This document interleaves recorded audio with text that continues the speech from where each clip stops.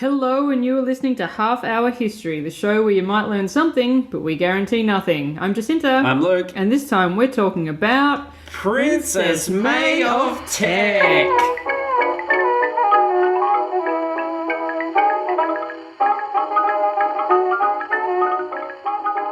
We are getting all royal up in ya this time around. Ow! Yes, one of our very few female subjects on this podcast is like Princess May and Lagatha, and that's it. I know which one I'm most attracted to. Oh yeah, I just made you Google a picture of her and... Oh, she's a stern-looking lady. She's a silver fox. She is a bit of a silver fox, yeah. She looked like she would bend you over her knee and give you what for. Well, buy me a drink first. So, with this recurrent recording setup, we're downstairs, which might explain a little bit of the echo. I am not even looking at the notes. I'm going to learn all about this. And I just want to make a little guess. Based on the name. Yeah. Because surnames often tell you about what a person does. So she either invented the discotheque or she's a cyborg. No, you're wrong on both counts. She actually invented tech decks. You know, the little skateboards? The little skateboards? Yeah. Oh, interesting. Yeah. And She saw a problem and she solved it. Absolutely. She's like, I have all these fingers. What am I going to do to occupy them? I'm going to invent a tiny skateboard. Do you know the meaning of your surname? You don't have a surname on that. You're like, sure, on the podcast. Yeah, it disappeared. No, not really. I have a very kind of normal surname that if you look back through the history, it's just like, nope, this is not that interesting. I do have one of those coat of arms things in my house with my surname and the history of my surname, but it's like, it's very a common surname. Mine's Milton. And when you think about it, I've never thought about this before. I guess that's Mill Town. And my family are from Yorkshire. Like, come on, Dad, trouble at the mill. So it literally is the most run-of-the-mill surname you could have. There's nothing remotely prestigious about it. Not like Teck, where you think, is like a Robocop gun going to come out of this woman's thigh. Well, Teck's not her surname. Teck's where she's from. I've got a lot to learn. Let's go. Yeah, that's why it's Princess May of Teck. Yeah, but like of Teck, you could say that Robocop was of Teck because he had that sweet gun that came out of his thigh. I guess, or Teck was of him. Yeah. Really, So yeah, I wouldn't necessarily say that I'm like a royalist or a monarchist or anything like that, but I enjoy the royal family in that way that, when I was growing up, it's like the royal family was just everywhere, like I was probably 12 or so when Princess Di died, and that was just every fucking where. So they feel like... Wasn't that ironic? Princess Di. Don't you talk shit about Princess Di or I will cut you across the table. So they're almost like that family, like they're on Facebook. They feel like your family that you never kind of see. Like you kind of keep touch with them, but... you don't see them very often. And, like, the Queen is, like, everyone's nan. Impromptu... Like, she's just a nice old lady that lives over there, and she's on the money and stuff. Impromptu short quiz to find out how much of a royalist Jacinta is. Ooh. Yes or no to the three following short questions. Oh, I think I know what you're going to ask. Do you own a collector plate with a royal on it? Yes. Tea towel? No. Spoon? No, I don't, actually. Right. But that gives us a gauge that you're thinking about it. Yeah. Any of these items on your favourites in eBay? Yeah, okay. No, I think I've got all the plates that I currently want, but I do have a teapot on my eBay watch list currently. There we go. Truth is out there, Duchovny. Yes, and they're almost like the royal family are kind of like this weird alternate reality of which we are never going to understand or experience. And I was born like 2 weeks later than Prince Harry, like exactly 2 weeks. Right. So it's been weird to see how his life is compared to how my life is, and just like I would never ever want to be anywhere involved in that family. It seems like the most fucked up, awful thing to have to deal with. You both had scandals where you showed your bum. Yes, I have not dressed up as a Nazi at a fancy dress party though, so I think I'm still one up on him. For now. For now. Let's check in again in a year. All right, so let's get rolling because I think, much like the Batavia, this might end up being a bit of a lengthy one. So, if we're gonna, orient ourselves as to where Princess May sort of fits within this whole royal family. She's from the Orient. She is not from the Orient. That she is our current queen, so Queen Elizabeth II. She is her grandmother. Okay? So that's where we're at. We're at kind of modern monarchy-ish, all right? Granny May, yes. So Princess Victoria Mary Augusta Louise Olga Pauline Claudine Agnes of Teck. It's a lot of names. It sure is. Was born on the 26th of May, 1867 to Francis, the Duke of Teck, and Princess Mary Adelaide of Cambridge. What's the acronym? Oh, that's too many. RoboCop? Yes, starting with P, it is definitely RoboCop. RoboCop? Yeah. So her mother Mary was the granddaughter of King George III, but her grandfather on her dad's side married a countess, which is not much better than a commoner, and so he basically rooted the royal ranking for all of his descendants. So they called her the countess because she loved to count things. So instead of being a royal highness, Princess May was a serene highness, which is basically a royal participation medal. Like, that's fuck all. That's like, you're in the club, but also you're not really. Can't make decisions. No, you don't get to do shit. So her mum's ties to George III entitled her to the Royal Centrelink, and she got £5,000 a year from the government, as well as £4,000 a year from her mother, the Duchess of Cambridge. And, like, that's a lot of money back then. Yeah. Yeah? Yeah. Well, so what year is it? 1991. A lot of money in 1991, but even more in 1867. Whoa. Yeah. And so that would have really been a pretty sweet loot pile if Mama Mary didn't insist on going out to, like, heaps of raves and getting loose while wearing shitloads of jewels, like full-on ice baby, just dripping with the gear there. She invented the term bling. Yeah. Well, she did, yeah. That's on Wikipedia, so it must be true. And so Mama Mary's party girl antics were just so embarrassing to the now teenaged Princess May, and eventually all the spending caught up to the family, and due to their huge debt that they'd accumulated, they had to sell off a bunch of their shit in what was presumably a mortifying public auction. So Princess May, she's a teenager. Her parents are splashing the cash to, make themselves look a little bit more high class than they are. But they've really dug themselves into a hole and just dragged the entire family down with them. Yes, you've heard about families, like, airing their dirty laundry. Their dirty laundry. Yeah. These guys had to sell their dirty laundry. They did. Because they'd sold their washing machine first. Yeah. So it was all out. Her name was Anne, and they sold her. Had to sell poor Anne. And so when May was 16, the family took some time out in Florence to recover from the heinous shame that had been piled on them in London. And at this point, May had already decided the fact that street urchins were begging for change while wearing their fancy hats. Yeah. May had decided that she really was not going to grow up to be a dickhead like her parents. Like, she had seen enough, and she was just like, fuck that. Dear diary, I will not be a dickhead like my parents. I will not. And so instead, she was just going to be the epitome of class and refinement.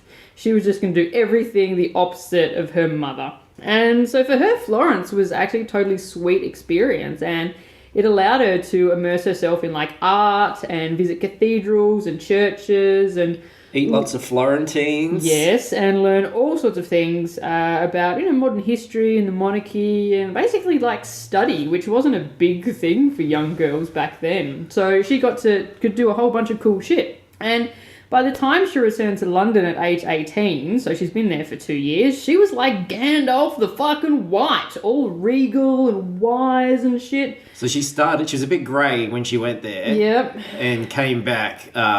You had to put on sunglasses to look at her. You did. And so she's all like, fucking, hell yeah, bitches. I'm like fucking just elite level fucking class here, and the rest of her family are just still like complete plebs. They've gone the Hobbit route.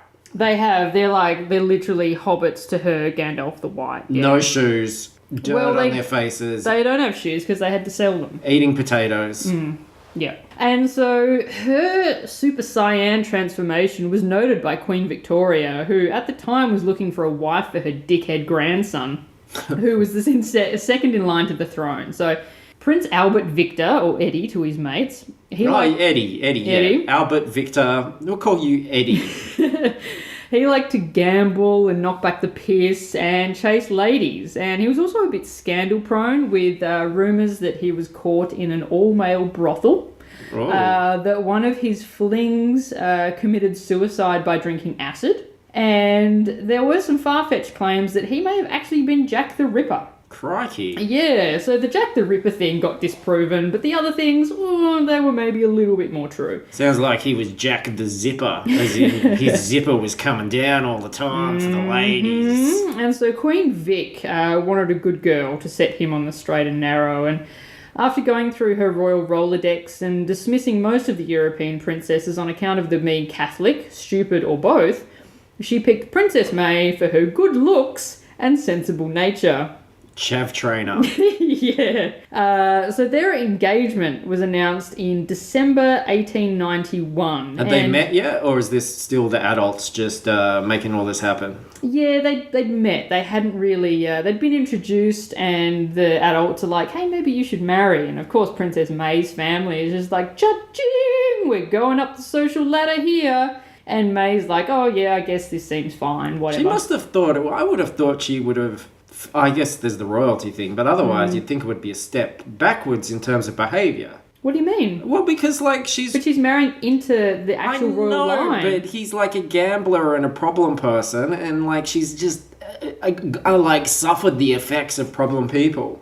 Yeah, but she's there to do a job, and she's there to bring him, because she thinks, above all else, like, that the monarchy is very important. And so she thinks it's her, like, role to make the future king into not a dickhead. So she's not looking at it as like someone she's going to love and marry. She's doing a job. She's going to change this person. She's going to do a transformation. She is. She's going to do it's a ladette to lady situation, except the male equivalent. Ladette to king. Lad to king. Lad to king. Yeah, okay. Yeah.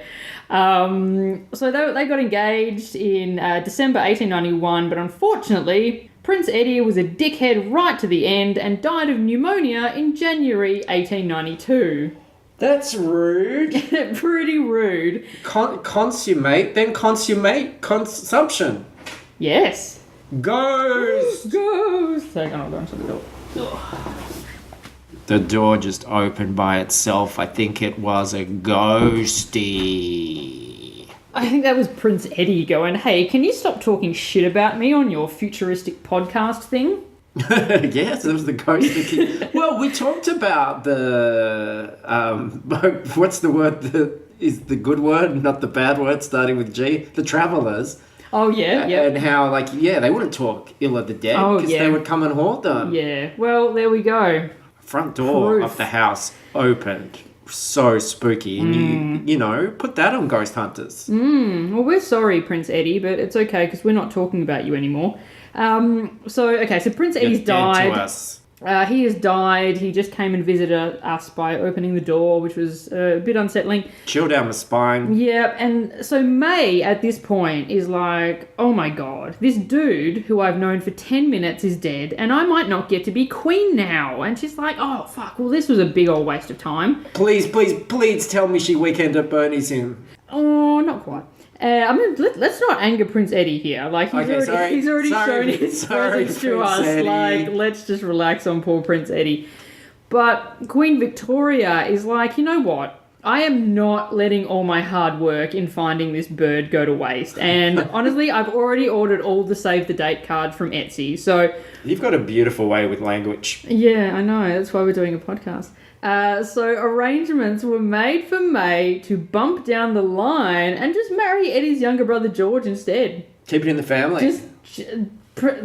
Queen Vic is just like, well, I mean, I've got this girl.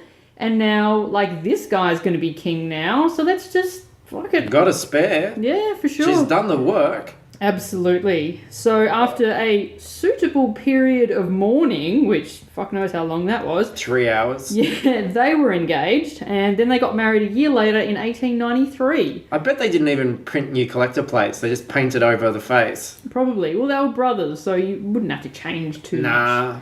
No. And Prince Eddie was, like, not bad looking. You know, you look at people from, like, you know, the old days, and you think, oh, well, you know, yeah, he wasn't that bad looking. You have a bit of a historic fap sometimes. You go, you know, I'm feeling a bit classy. Let's get some black and white in here. Yeah. So she's marrying George now, and this match was 1,000 times better for Princess May, really, because George was ex-Navy, and he had as much of a stick up his ass as she did, and they bonded, and they actually ended up falling in love, and they liked each other heaps, and not just because his nan told them to. They ended up sharing the same stick. Have you ever seen that, the end of Requiem for a Dream with Jennifer Connelly and the... Don't worry about it. Okay. Were they just like cat dog? Yes, they cat dogged. They very famously cat dogged. Yeah, it's weird. It's the inspiration for Cat Dog. It's like you're learning so much here. Oh, yeah, Jennifer Connelly voices the cat in Cat Dog. Mm-hmm. Yeah. Yeah, cool. They had 6 kids, but David and Albert are the only 2 worth remembering at this point. The others die? No, they just didn't do interesting things. Okay, so what were the names? David and Albert? David and Albert. Okay. So they set up house in the country, and May was just bored as shit all the time because George went out hunting with his mates and just left her twiddling her thumbs and just doing nothing. And she wanted That's the problem. You study and you think it's all well and good, but then you're sitting at home. Reality hits you like a train. And you realise, I can't embroider, can't do a tapestry, can't crochet, I've got nothing to do. Yeah, well, There's no television. She wanted education and stimulation, but was reduced to clapping as her husband shot pheasants in the face. And probably peasants during the purge as well. Pheasants and peasants were interchangeable back then when it came to hunting targets. Yeah. So they, like, cruised around doing royal stuff and waving from carriages and kissing babies and touring the empire and whatever. And Queen Victoria died in 1901, which meant that George's dad became king. And then in 1910, he died, and then it was business time for George and May. He died of a broken heart. She took the name Mary as her official queen name, because while her real name was Victoria, it looked a bit shitty calling herself Queen Victoria when the other one had barely been dead a decade. So Queen Mary was quite shy and came across as a bit cold, which resulted in the couple's ship name being George and the Dragon. Whoa! It's a bit rough. Like, it's a bit mean, right? Hello. She's a strong, independent woman. I know, but they didn't like that in, like, 1910, though, did they? Not cast nasturtiums. So 1910, there's something around the corner that's not real great for the royal family. So they hadn't been in the real top, dragon? They hadn't been in the top job that long when World War I rolled around. World War One. Yes. And that put a bit of a dampener on things. So there was a fair bit of kind of anti-monarchy sentiment rolling through Europe, and when George's cousin Nicholas II's entire family was executed in Russia, they thought they'd better do something to keep their brains inside their skulls. So we're adding the anti-German sentiment of World War I to the anti-monarchy sentiment, and the fact that the royal family were part of the German house Saxe-Coburg-Gotha was looking a bit like a red flag in front of a bull. So they sensibly changed their house name to Windsor, which is the name that we are familiar with now, and went out on just like a mega PR tour to press the flesh and meet the people that they were ruling over. They visited military hospitals and munition factories, and Queen Mary set up charities to collect clothes for soldiers, and just generally got really involved in shit, which made the people think that she was a bit of a less icy bitch. So the public started at this point to see the royals as like a force for good instead of just useless people who lived in big houses. And this continued after the war, with the pair of them visiting communities affected by the lack of jobs now the war was over. Because, you know, there was big industries and metal to make the guns and tanks and all of that sort of stuff. And once the war finished, then all of those people lost their jobs. And she was like, we could make these things a little bit more high-tech. Why carry a gun when you could store it in your thigh? So, I like where this is going. They got out there and they spoke to people and they listened to what was going on, and that really endeared them to their subjects. No one had ever listened before in the royal family. Well, they hadn't really. Like, they would be, the royal family would come out and visit communities, but it would be like they'd come through on like a car or a carriage and they wouldn't get out. No. They'd just drive through and wave and then fuck off the other side. Like, these guys, they went and got into the fucking mines and did all sorts of shit, and people were like, oh man. Like Marjorie Tyrell. Exactly like Marjorie Tyrell. Except she doesn't look like Marjorie Tyrell, let's be honest. Well, theatre of the mind. Maybe just don't Google it, everybody. So shit's going pretty well at this point. The public's on their side, but unfortunately, the heir to the throne, David, was turning out to be a bit of a dick. So, rebelling against his strict upbringing, he had very little interest in all the royal duty bullshit, and he just wanted to swan around being rich and handsome. And this was pretty well stressing the king out, and this combined with the fact that he smoked like a chimney meant that his health was going down the toilet. So we're getting fairly well into the King's Speech territory here, if people have seen that movie. Is that him? That is David. Well, no, the actual King's Speech guy, the Colin Firth guy, that is the other one. Who's the stutter one? The what? The one that stutters. Isn't that what the King's Speech is about? Yeah, that's the spare. So David's the heir, and then Bertie's the spare. Okay. So we'll go through that, like, right now. All right. The king... I'm free, let's do it. The king died late in the evening of the 20th of January 1936 after his doctor administered a combination of morphine and cocaine so that he could be knocked off in time for the morning papers to run the story. No shit, because they were like, well, it's more prestigious for the story to run in the morning papers than if it was to go in the afternoon papers. Yeah. And if he died... in the evening, there's a chance that you're just going to wrap your fish and chips in it. Well, no, like but if he died after midnight, then they wouldn't have been able to print the story for the morning. So they just went, well, we'll just kill him. Just kill him before midnight so that they can run it in the morning paper. That's pretty full on, right? Yeah. Yeah. So David took the throne, taking on the name Edward the VIII. I shouldn't write in Roman numerals. Queen Mary refused to take the name the Queen Mother because, like, fuck that. That's for old people, right? And she's a sexy silver fox. She is. With the face of Ron Perlman. And she was referred to as Her Majesty Queen Mary.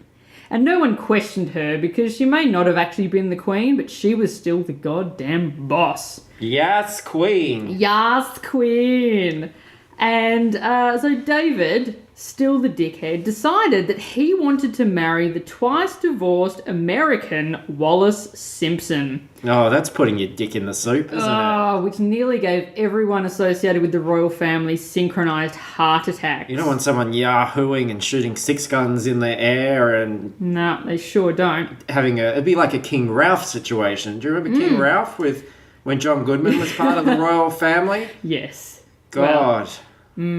Sad times. And so he was told, basically, it's the girl or the crown. And he was like, you know what? Fuck it. I never wanted to be king anyway. And he abdicated. Oh, I can wear a gold hat or get some of that pussy. What a choice for a young man. Yeah. And so the fact that someone would choose anything over the crown was just totally unfathomable to Mary, because she'd always respected the monarchy above all. And he was only king for about 11 months. So... in King's Speech, the spare heir was the shy and stammering Prince Albert, or Bertie as he was commonly known, who, like David, didn't really want to become king, but not for the reason that it seemed like a bit of a drag, but more for the fact that it was a totally fucking terrifying prospect. But because he couldn't string a sentence together. He couldn't. He sounded like Winnie the Pooh. Yes, he couldn't. He had a stammering issue. He was very shy. And just the thought of getting out there and leading the people and doing speeches was just like... If a girl looked at him, he went... and he went all red. I think he was married at that point already, so he didn't have to worry about the tee stuff. But he was like just fear of public speaking, which is not great for a king. He was like, I'm shy. Don't look at me. But that would have taken him about 5 minutes to say, I'm shy. I'm shy. Yeah, but he had a much greater sense of duty than his brother, and he went, you know what, fuck it, I'll do it. And he was crowned King George VI in December 1936. So the Dowager Queen didn't traditionally attend the coronation of her son, but as if anyone was going to tell Mary no. Mary does what Mary wants to do. She fucking hell does. She just rocks up and they're like, I'm sorry, Queen Mary. And she's like, you've got some shit to say to me? And they're like, no, Queen Mary, no. She could turn you into a pillar of salt. She definitely could. So Mary was pretty content with the fact that her second son wasn't a dipshit and was going to be a fairly reasonable king. So instead of worrying about him, she spent her time and energy on her granddaughters, Princesses Elizabeth and Margaret. Oh, hello. Yeah. I've got some coins in my pocket which remind me of one of these people.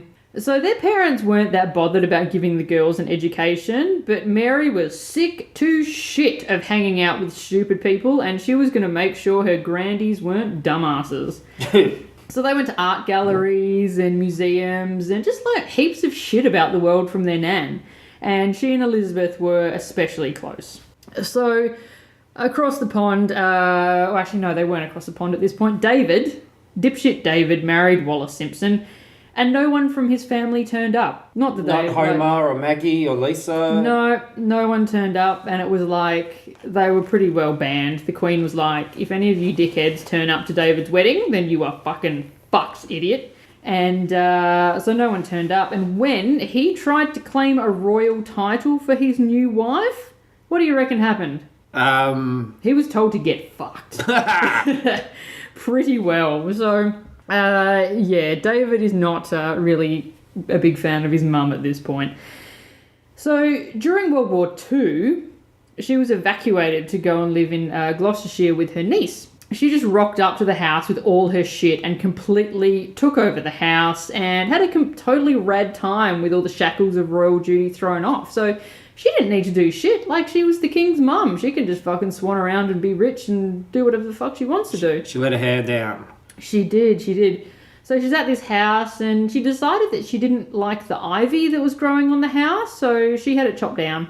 It's not a house, but she decided she didn't like it. There's a lot of people like that, though. Like grandparents and stuff that come in and just start doing repairs and changing things. And like they paint the house, like the room that you're sitting in while you're doing something. And then you look around and everything's like yellow.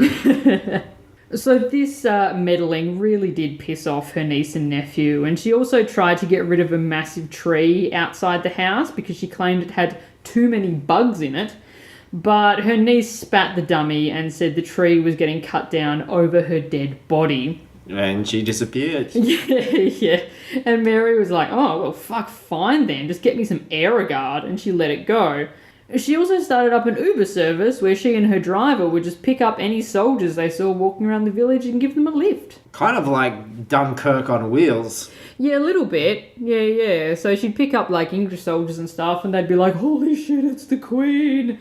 And then she'd pick up Americans and they'd be like, what? You're a queen? What the fuck's a queen? Yeah. What's a queen? We have no concept of this.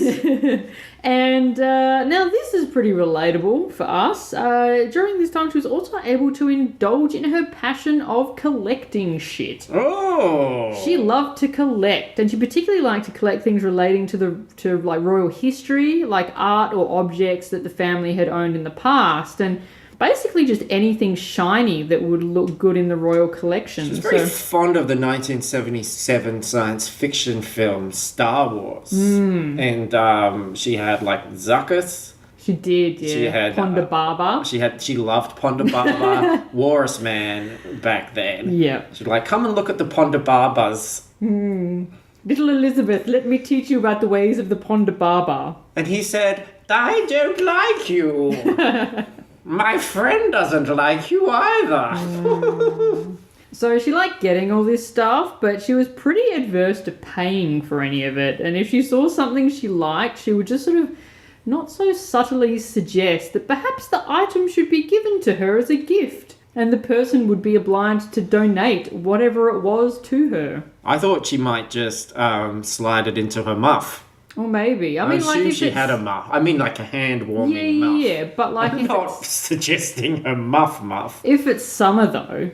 If Should have a she's muff. just going to carry around a muff in summer... In the picture I'm looking at, she's got like long gloves and stuff. I imagine, to keep up appearances, there's a bit of discomfort. You did say she was kind of in holiday mode though, so I don't know. Maybe she was wearing like a Hawaiian shirt, Like a casual muff. a Like casual a Hawaiian muff, a Hawaiian muff.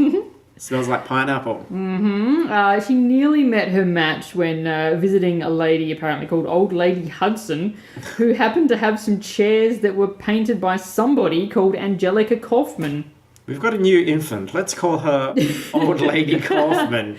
Old Lady Hudson. Hudson. It'll be an investment in her future. And Mary's like, oh, those chairs would look so good with the Angelica Kaufman table that I already have. Back off my chairs, bitch. And Lady Hudson's like, well, I'm sure they would, but they also look pretty great in my house. And Queen Mary just sat there sipping her tea until after the sun went down, and Lady Hudson was forced to finally crack and give her the chairs because she wasn't going to leave until she had them. She should have just licked everything. Then it would have, maybe the value would have gone up because they'd had a royal lick. She's stood up, pulled down her pants, and sat back down. And done a royal wee on the chair. A royal trump. So her favourite little grandie, Elizabeth, married a fella called Philip Mountbatten in 1947. And well, basically everyone was against the match because he had pretty much nothing going for him. He had no money, no kingdom. One eye. His sisters had married German guys with Nazi links. No legs. Oh, he had legs. They were nice legs. Liz was smitten and just told them all to bugger off. The king died in 1952, which is the third son that Mary had outlived. Her youngest died just after World War I, and one of her other sons died fighting in World War II. So she's in her 200s by now, right? Yeah, about 245. Yes. Her last royal duty was going to be supporting her granddaughter through her impending queenship. So word got back to her about Philip's uncle, gloating that the royal house was now going to be House Mountbatten because it always followed the paternal name.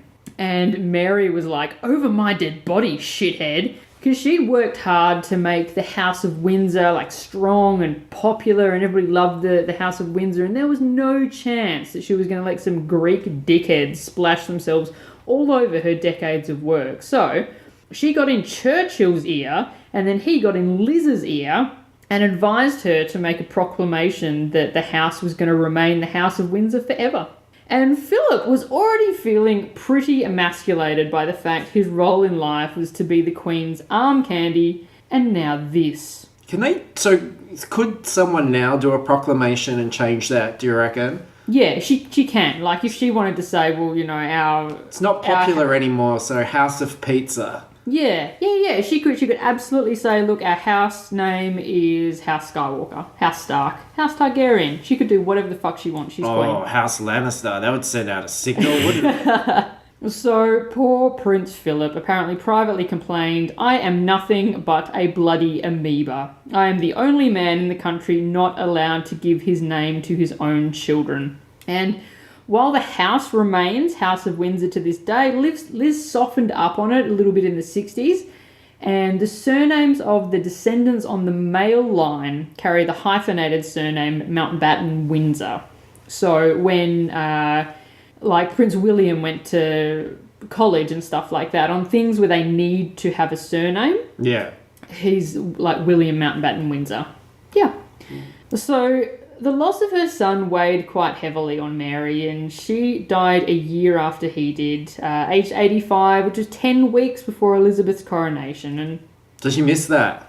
Yeah, she missed it, but she was dutiful right to the end, and she had ordered that the coronation was not to be postponed in the event of her death. So poor Liz had to go through all of this 10 weeks after her beloved Nan had died. And I'm just checking to see, because, I mean, she died in 1953. It's not that long ago when you think about it. So I'm just doing a little bit of a search here to see if her nog was on a coin. Because, of course, I've never seen coins with anything other than Queen Elizabeth on.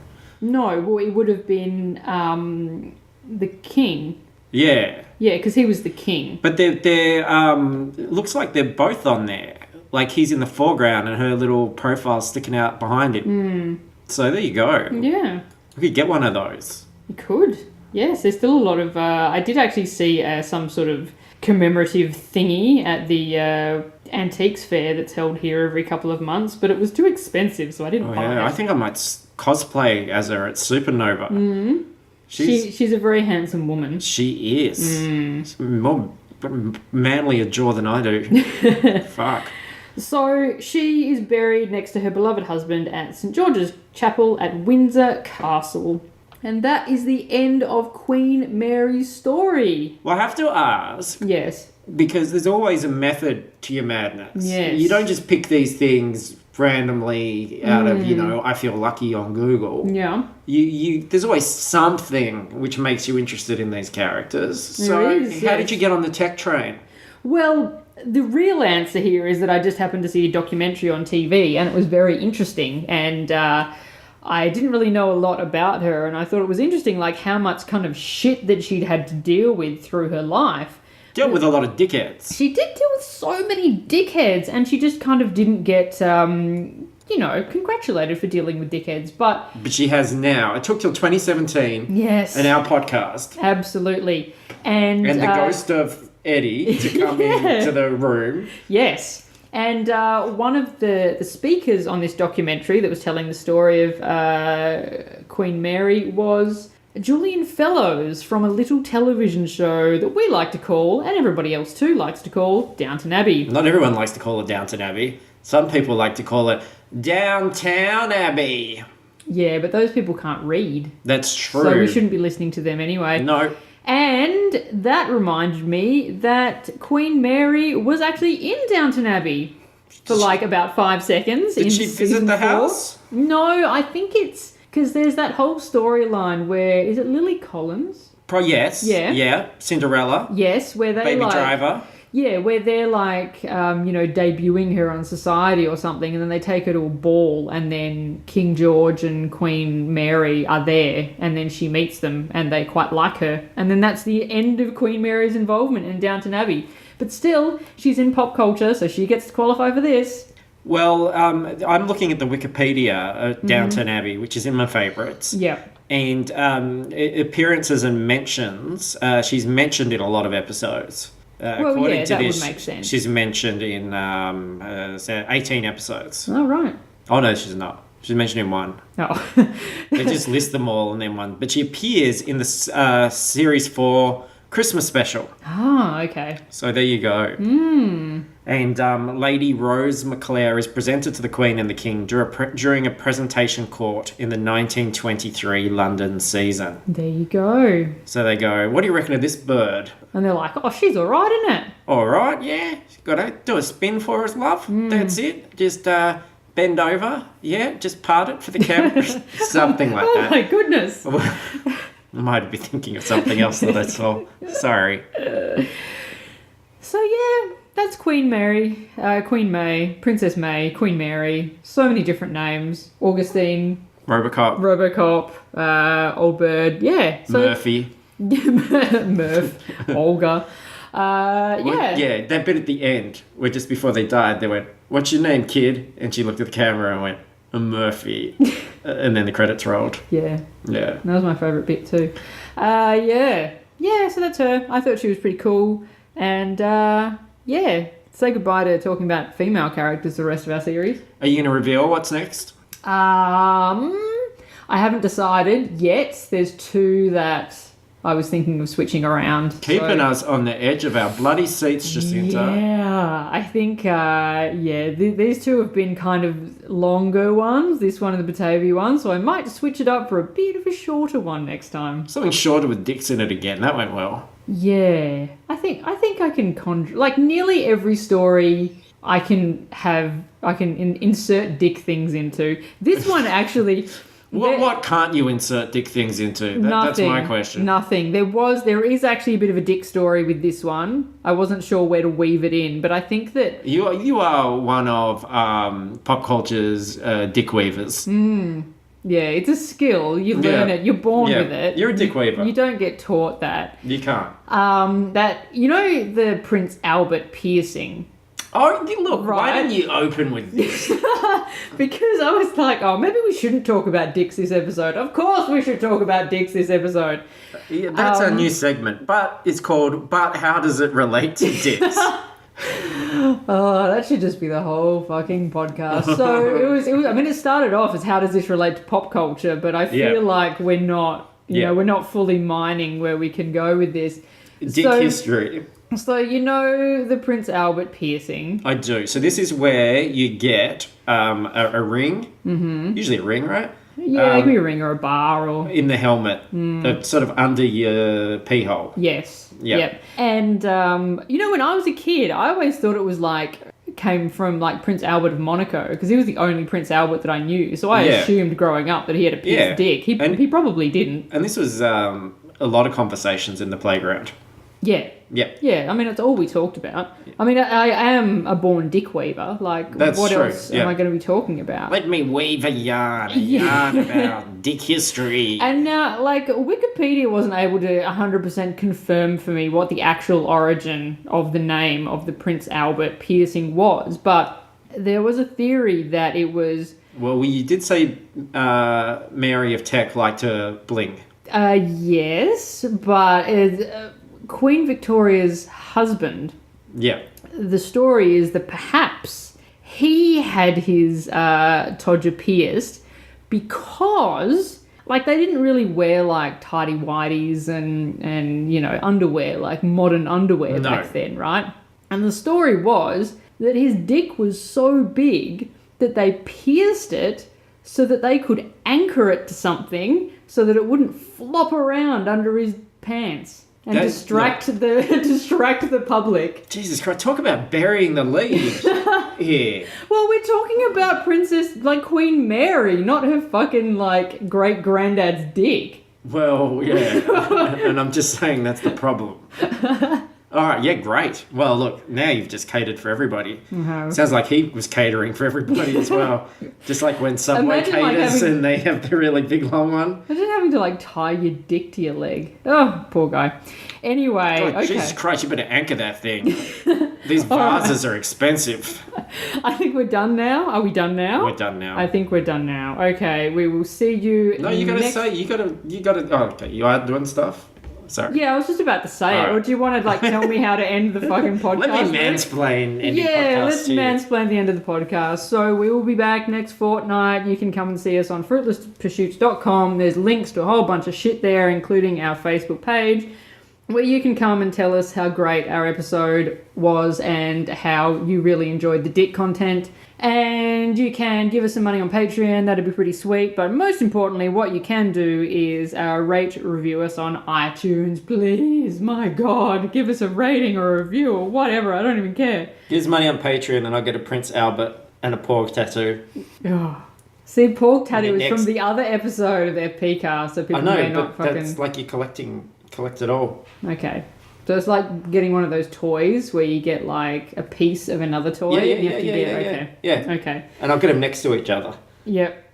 Cool. We'll see you next time. Badonkadonk.